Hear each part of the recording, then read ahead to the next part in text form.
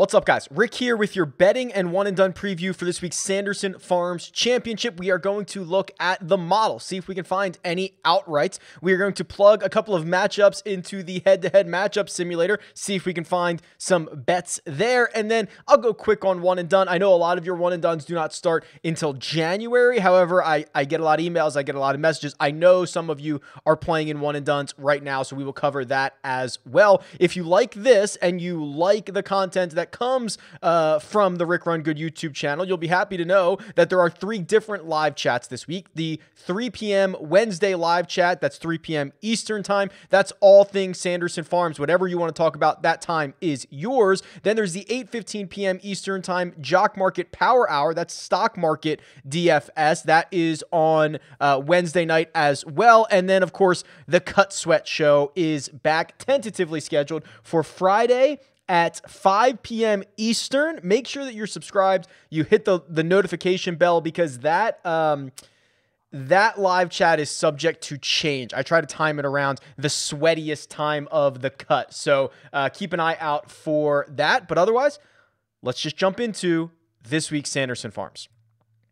What you're looking at right now is the tournament predictor tool on RickRunGood.com. Everything you see in this video is from my website, RickRunGood.com. You should sign up for it.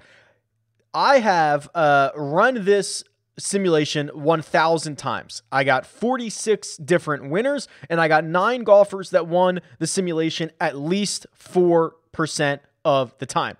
The highest win rate, I don't think it's much of a surprise, is Sam Burns, 7.5%, which actually the odds across the board this week are not all that bad. You know, I've got DraftKings, BetMGM, FanDuel, PointsBet, and Caesars here, and Sam Burns is a value across the board, which means he's bettable across the board. What that means is he won my simulation much more often, or more often at least, than the implied odds that you're getting at any one of those 5 books that I mentioned. And you'll notice there's a lot of green here at the top. We have not seen it like this in quite some time. And I think what's happening is, you know, it's early in the season.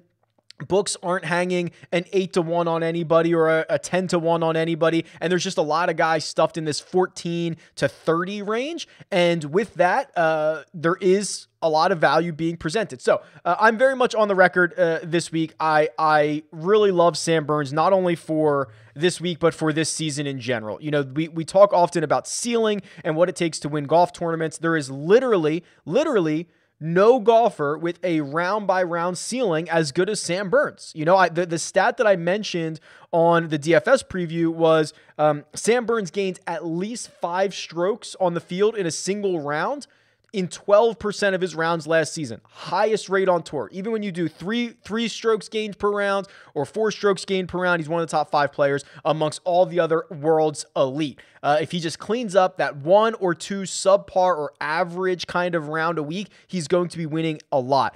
Bermuda grass, by far his best putting surface. A course that there's going to be a lot of courses that play into the hands of Sam Burns, but you can really try to shop this. You can go get it at 18-1 at FanDuel, even 16-1 at Caesars. It's all available to you.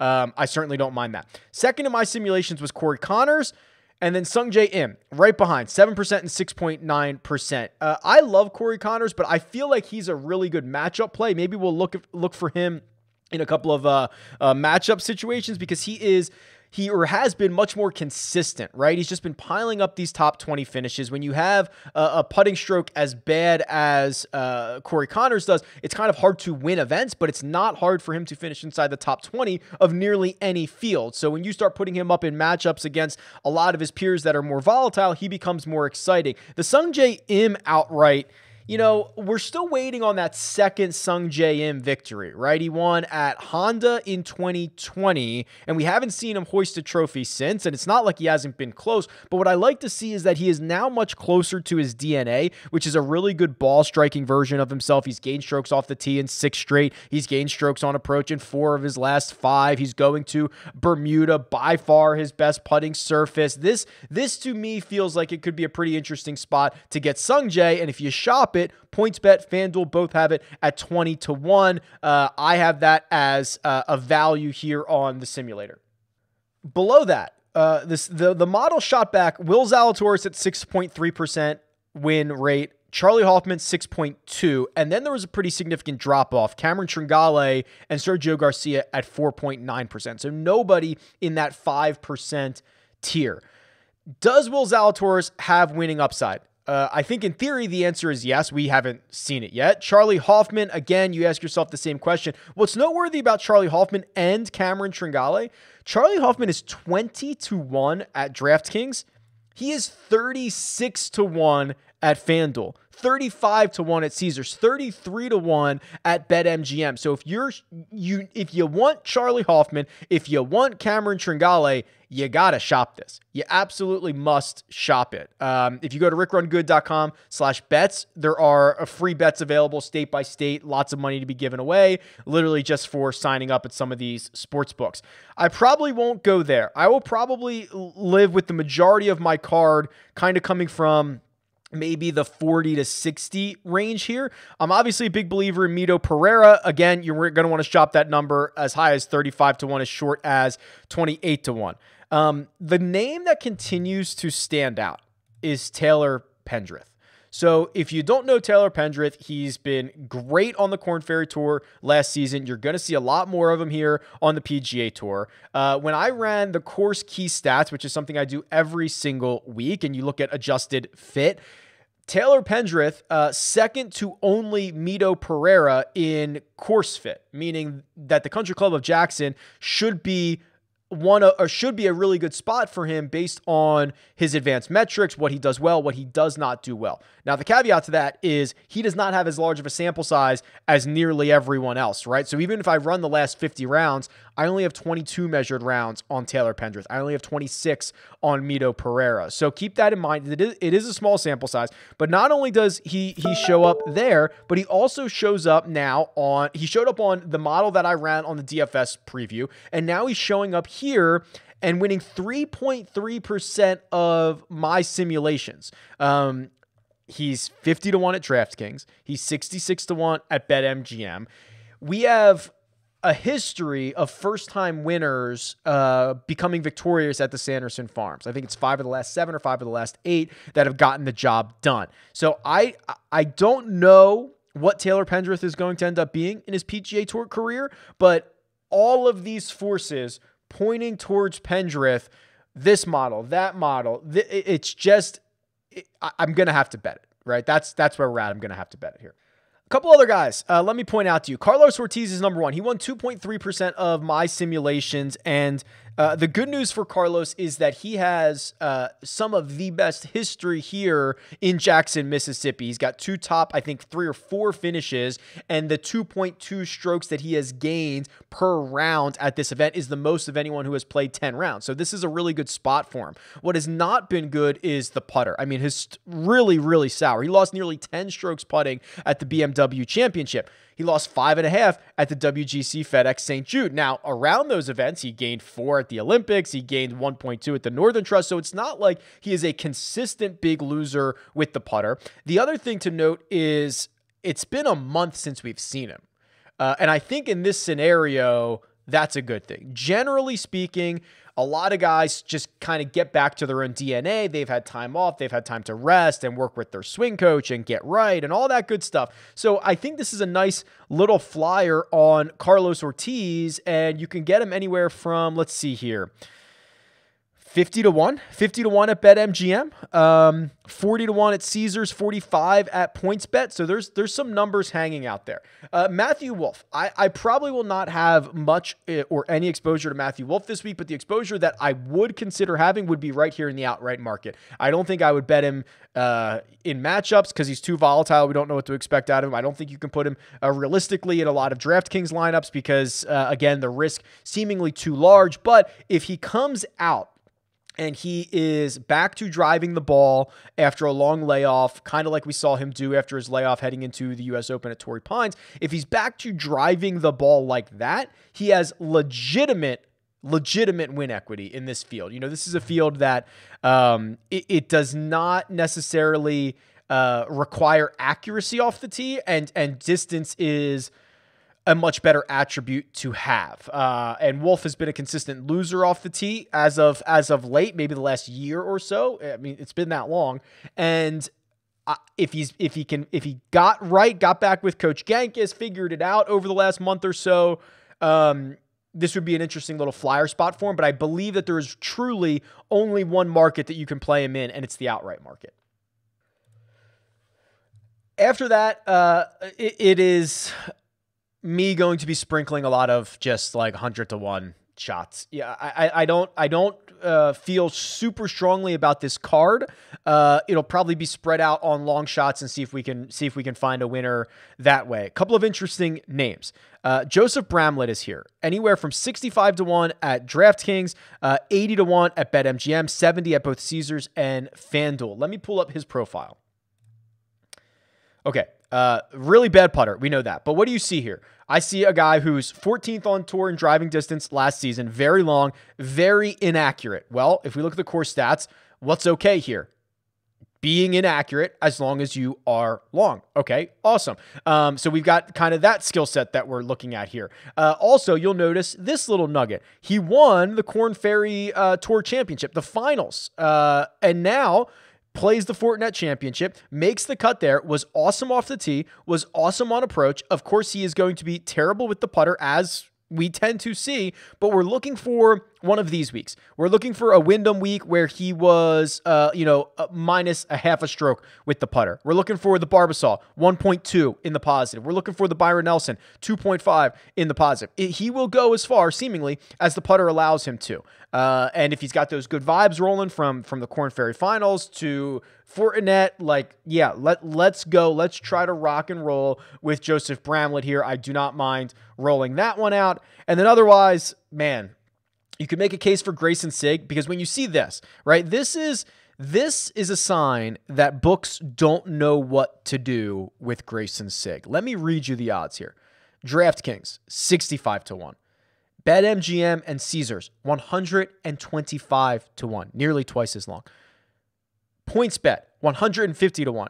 FanDuel, 160-1. So here's one of the graduates from the Korn Ferry Tour. I believe he just got engaged like a day or two ago. Might have those good vibes. He's a very, very good player. The stark contrast between a 65-1 number at DraftKings and 160 at FanDuel, or really anywhere else, says we don't know what to do with this guy. He's all over the place. Either DraftKings has taken a wager on him and they lowered his odds, or they're a believer, or their odds are not significantly that much worse. That to me is generally a sign of something I want to be on. Remember, we saw this with Cam Champ when he won at 3M? It might not have been the 3M. Now I got to look it up.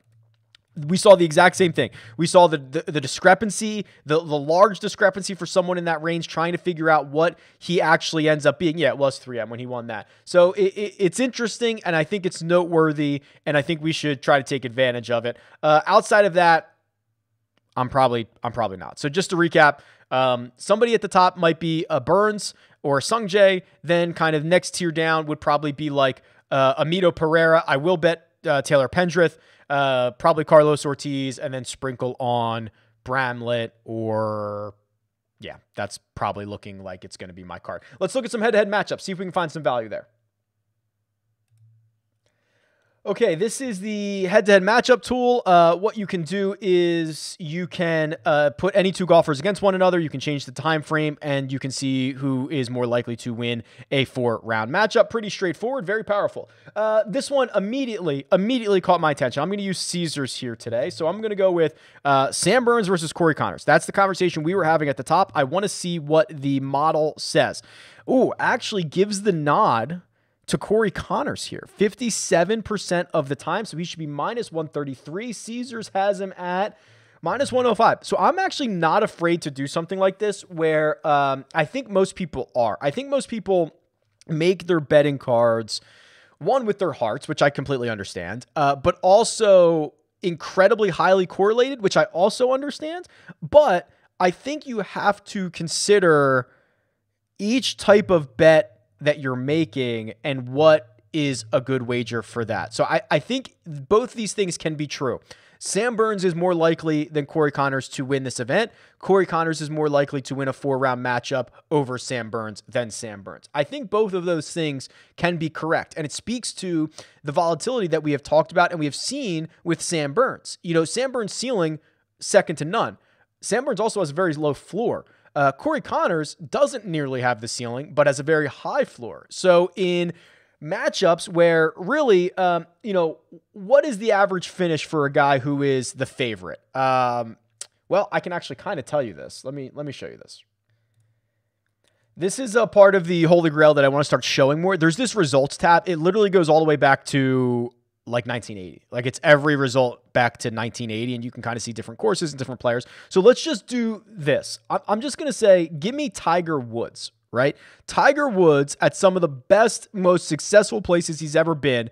19 starts at TPC Sawgrass. Let's call it that. Actually, I can probably find one even better. Bay Hill, an event that a course that Tiger Woods played 14 times and won 1, 2, 3, 4, 5, 6. I actually think he might have won. Is that right? Only 6 times. His average finish 21st, right? Because you offset it with cuts that are worth 100, 46th, 9th, 56th, all that good stuff. So average finish 21st. So if we're talking about Tiger Woods at one of the best places he's ever been, and his average finish was 21st, what are you looking for from a finish from someone who is one of the favorites to win the Sanderson Farms Championship in 2021? If we look at, let's say Sam Burns. Sam Burns, his best average finishes, and these are going to be places that he played like once. Okay, so let's go to Innisbrook.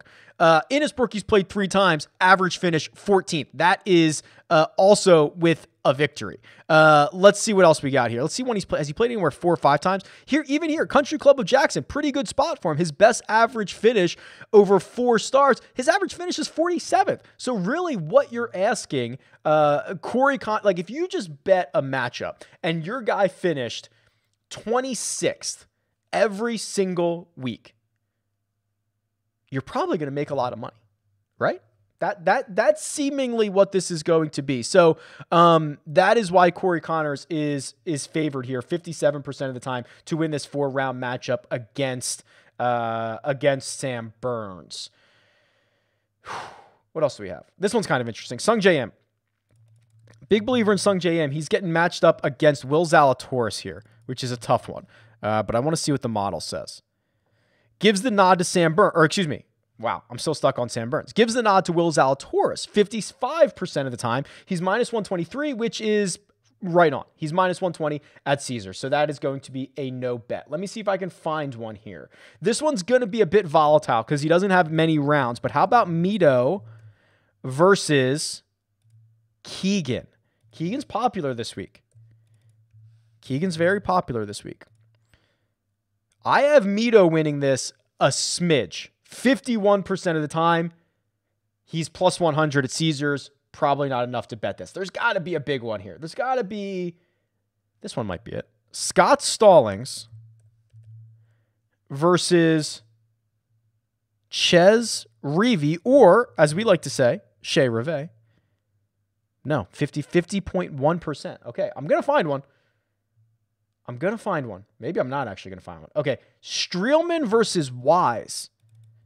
Streelman's got to be a pretty big favorite in this one, right? Streelman versus Wise. Man. I've got it nearly right on the number again. I've got him at winning 53% of the time. It's minus 115. Caesars has him at minus 125. Let me keep trying. Okay, I've got one. That took a lot longer than I anticipated. Chris Kirk over Joel Damon. I have Kirk winning this 67% of the time. So his odds should be, or his money line should be minus 203. He is minus 125 on Caesars. Joel Damon, even plus 100. I have him winning this 32% of the time. He should be closer to 203. So there you go. Whew. Took me a while. A lot of really close ones. A lot that the model matched up on, but seemingly Chris Kirk over Joel Damon, best bet. And then I certainly wouldn't mind Cory Connors over Sam Burns as well. If you do have a one and done decision to make, we have to kind of think here. So we have to look at the top of the board. Do we want to burn Will Zalatoris? Probably not. Do we want to burn Sam Burns? Probably not. If you're as high on those guys as I am, you probably think there's going to be better spots and potentially more money on the line. Sergio Garcia makes a lot of sense, but coming back from the Ryder Cup, I wouldn't mind that. Obviously, a good place for him. He played really well at the Ryder Cup. I'm a believer in Sergio. I would not mind that. There's probably not another place you're really dying to run him out. So what does that leave us with? Sung J M, Cory Connors, Harold Varner III. I wouldn't mind HV3. I'll get to HV3 in a second. How about Mido Pereira? This is a tough one for me because I'm super high on him. But when we start to turn the calendar, when we start to get to January, I don't know what Mido's going to be, right? I think he's going to be really good, but we're going to get an influx of really great players into a lot of fields. I probably want to use Mido here in the swing season, and why not right now? The other one, so HV3, and you guys probably know this, I don't often bet or roster Harold Varner III. He just doesn't always kind of fit. I do worry that he's not very good on Bermuda grass, but if you look at what he has done recently, his last 3 starts, 16th at the Fortinet, that was this season. And then at the end of last season in the playoffs, much more difficult fields, 12th at the BMW, 11th at the Northern Trust, 15th at the Barracuda, a couple of starts before that, 11th at the John Deere, a couple of starts before that. He's been really, really sharp. His approach play has been solid. His putting has been great. What you need from him is... Unfortunately, he's not like super long. 58th on tour last season. He's not very accurate. That's not going to hurt him here. I would not mind rolling out Harold Varner III. I worry about his ability to close it out and putt and all that good stuff, but where else are you going to play him? And he's got the 6th shortest odds and the same odds as Mido Pereira, according to Caesars. So I certainly don't hate that. It's kind of a weird situation this week. Okay. That's my new Las Vegas Aviators hat. Okay, that'll do it for this week's betting preview. Couple of live chats. Join me for those. Make sure you're subscribed. Go sign up for RickRunGood.com. All that good stuff. You won't regret it. You can tweet me at RickRunGood. Leave a comment below. Best of luck this week, and I'll talk to you guys soon.